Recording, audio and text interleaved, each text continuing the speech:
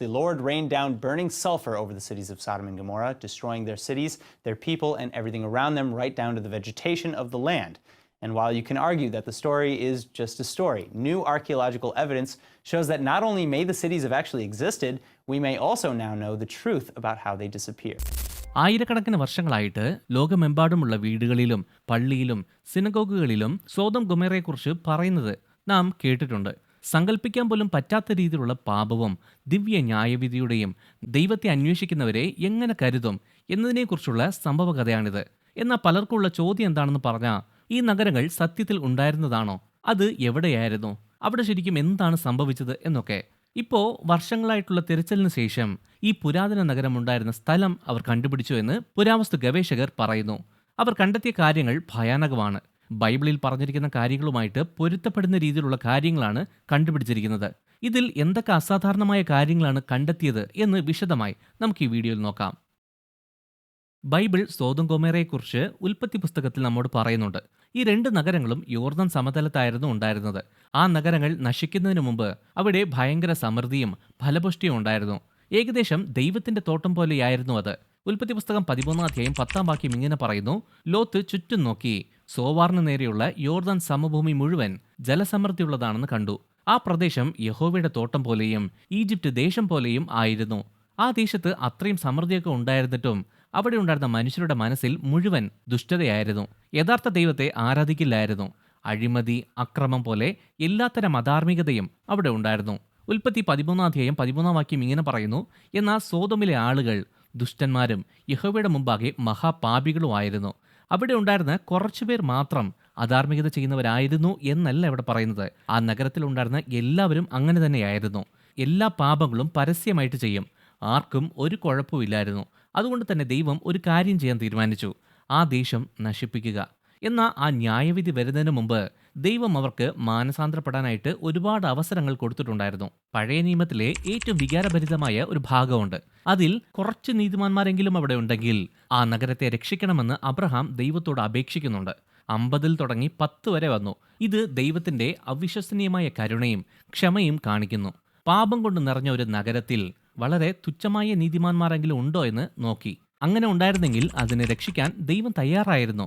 പക്ഷേ ദുഃഖകരമായ കാര്യം എന്താണെന്ന് പറഞ്ഞാൽ 5 പേർ പോലും അവിടെ ഇല്ലായിരുന്നു എന്നതാണ് സത്യം. അബ്രഹാമിന്റെ സഹോദരനായ ലോത്തിനെ രക്ഷിക്കാൻ വേണ്ടി 2 ദൂതന്മാർ പോയി. ലോത്തിനും കുടുംബത്തിനും അവിടെ വിട്ട് വരാനായിട്ട് മനസ്സില്ലായിരുന്നു. പക്ഷേ നഗരം നശിപ്പിക്കാൻ പോകുന്നതുകൊണ്ട് ദൂതന്മാർ അവരെ കൈക്ക് പിടിച്ച് നിർബന്ധിച്ച് പുറത്തു കൊണ്ടുപോയി വിട്ടു. അതിനുശേഷം എന്ത് സംഭവിച്ചുവെന്ന് ഉൽപ്പത്തി 19 വ്യക്തമായിട്ട് വിവരിക്കുന്നുണ്ട്. മാത്രമല്ല അതിനെക്കുറിച്ച് വിശദമായ ഒരു വീഡിയോ ചെയ്തിട്ടുണ്ട്. അതിന്റെ ലിങ്ക് മുകളിൽ ഐക്കാർഡിലും താഴെ ഡിസ്ക്രിപ്ഷനിലും ഇടാം, കാണാത്തവർ കാണുക. അപ്പോൾ യഹോവ സോദോമിന്റെയും ഗൊമോറയുടെ മേൽ ആകാശത്ത് നിന്ന് യഹോവയുടെ സന്നിധിയിൽ നിന്ന് തന്നെ ആളിക്കത്തുന്ന ഗന്ധകം വർഷിപ്പിച്ചു. ഉൽപ്പത്തി 19-24 ആ സ്ഥലം മുഴുവൻ നശിച്ചു. ഫലപുഷ്ടിയായ ഭൂമി കരിഞ്ഞുണങ്ങി. നഗരങ്ങൾ ഇല്ലാതായി. ഭയങ്കര സമ്പത്തുണ്ടായിരുന്ന ആ ദേശം ഇപ്പോൾ ശൂന്യമായി. ലോത്തും 2 പെൺമക്കളും മാത്രമേ അതിൽ നിന്ന് രക്ഷപ്പെട്ടുള്ളൂ. മുന്നറിയിപ്പ് കൊടുത്തിട്ട് പോലും ലോത്തിന്റെ ഭാര്യ തിരിഞ്ഞു നോക്കി. ഉടൻ തന്നെ അവൾ ഒരു ഉപ്പുതൂണായി മാറി. ദൈവത്തിന്റെ നീതിയുടെയും കരുണയുടെയും ഗൗരവമേറിയ ഓർമ്മപ്പെടുത്തലാണ് ഈ സംഭവം. എന്നാൽ ആയിരക്കണക്കിന് വർഷങ്ങളായിട്ട് ഈ സോദോം ഗൊമോറ എവിടെയായിരുന്നു എന്നുള്ളത് ആർക്കും തന്നെ അറിയില്ലായിരുന്നു. ചിലർ ചാവുകടലിന്റെ വെള്ളത്തിനടിയിൽ മുങ്ങിപ്പോയി എന്ന് വിശ്വസിച്ചു. മറ്റു ചിലർ മരുഭൂമിയിലെ മണൽ മൂടിക്കളഞ്ഞു എന്നും വിശ്വസിച്ചു. നൂറ്റാണ്ടുകളായിട്ട് പണ്ഡിതന്മാരും പുരാവസ്തു ഗവേഷകരും ഈ ബൈബിൾ നഗരത്തിന്റെ എന്തെങ്കിലും അവശിഷ്ടങ്ങൾ കിട്ടുമോ എന്ന് തിരഞ്ഞുകൊണ്ടിരുന്നു. ഒരുപാട് പേർ പല കാര്യങ്ങൾ കണ്ടുപിടിച്ചു. പക്ഷേ അടുത്ത കാലം വരെ കണ്ടുപിടിച്ച ഒരു കാര്യങ്ങളും ബൈബിളിൽ പറഞ്ഞിരിക്കുന്ന വിവരണവുമായി പൂർണ്ണമായിട്ട് പൊരുത്തപ്പെടുന്നില്ലായിരുന്നു. അതിനുശേഷം ചാവുകടലിന്റെ വടക്ക് കിഴക്കായിട്ടുള്ള ഭാഗത്ത് യോർദാന്റെ താഴ്വരയിലുള്ള ടാളിൽ ഹമീം എന്നറിയപ്പെടുന്ന ഒരു സ്ഥലം എല്ലാവരുടെയും ശ്രദ്ധ ആകർഷിക്കാൻ തുടങ്ങി. BC 1650 പെട്ടെന്ന് അക്രമാസക്തമായി നശിപ്പിക്കപ്പെട്ട ഒരു വലിയ പുരാതന കാലത്തെ നഗരത്തിന്റെ അവശിഷ്ടങ്ങൾ ആ ഭാഗത്ത് ഖനനം നടത്തിയ സമയത്ത് കണ്ടുപിടിച്ചു. ബൈബിളിൽ പറഞ്ഞിരിക്കുന്ന കാലഘട്ടമാണത്. ആ നഗരത്തിന് വലിയ മതിലുകളും വലിയ വാതിലുകളും ഉണ്ടായിരുന്നു. ജീവിക്കാനും വ്യാപാരത്തിനും അത് ഒരു നല്ല സ്ഥലമായിരുന്നു.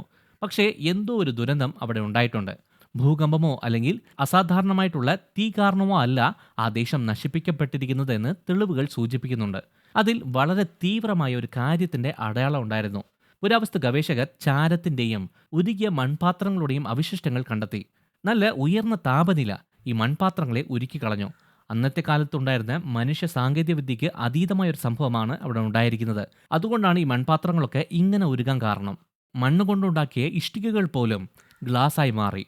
ഞെട്ടിപ്പിക്കുന്ന കാര്യം എന്താണെന്ന് പറഞ്ഞാൽ അവിടെ ഉണ്ടായിരുന്ന പൊടിപ്പാളികൾ കാണിക്കുന്നത് അന്തരീക്ഷത്തിൽ ഒരു ഉൽക്കയുടെ സ്ഫോടനം സംഭവിച്ചതിന് സമാനമായ ഒരു സംഭവം അവിടെ ഉണ്ടായി എന്നാണ്.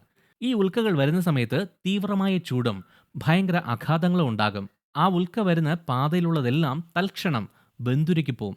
അത് ദൈവം സ്വർഗത്തിൽ നിന്ന് തീ വർഷിപ്പിച്ചുവെന്ന് ബൈബിൾ പറയുന്നതുമായിട്ട് ഒത്തുചേരുന്നു. ശാസ്ത്രീയ വിശദീകരണവും ബൈബിളും ഒരേ ഭയാനകമായ സംഭവത്തെയാണ് വിവരിക്കുന്നത്. ഭയങ്കര ചൂടുള്ള ഒരു സംഭവം നഗരത്തെ തൽക്ഷണം നശിപ്പിച്ചു കളഞ്ഞു. ആ അവശിഷ്ടങ്ങൾക്കിടയിൽ പുരാവസ്തു ഗവേഷകർ ആ തീയിൽ അകപ്പെട്ട ആളുകളുടെ അവശിഷ്ടങ്ങൾ കണ്ടെത്തിയിട്ടുണ്ട്. അസ്ഥികളെല്ലാം ചിതറിക്കിടക്കുമായിരുന്നു. എന്താണെന്ന് പറഞ്ഞാൽ ആ സ്ഫോടനത്തിന്റെ ശക്തി കാരണം മനുഷ്യ ശരീരം ചിതറിപ്പോയി എന്ന് അവർ പറയുന്നു. പലരുടെയും ശരീരം ചാരത്തിന്റെ അടിയിൽ മൂടിപ്പോയി. ആ വലിയ സ്ഫോടനം കാരണം മണ്ണിൽ ചില ഉപ്പുപാളികൾ രൂപപ്പെട്ടു. അതിൽ കൃഷിയോ അല്ലെങ്കിൽ ഒരു പുല്ല് പോലും ഉണ്ടാകത്തില്ല. നഗരം ശൂന്യമായി എന്ന് ബൈബിൾ പറയുന്നതുമായിട്ട് പൊരുത്തപ്പെടുന്ന ഒരു കാര്യമാണിത്. സത്യം പറഞ്ഞാൽ മണ്ണിൽ കണ്ടെത്തിയ ആ ഉപ്പ് ലോത്തിന്റെ ഭാര്യയെക്കുറിച്ച് നമ്മെ ഓർമ്മിപ്പിക്കുന്നു.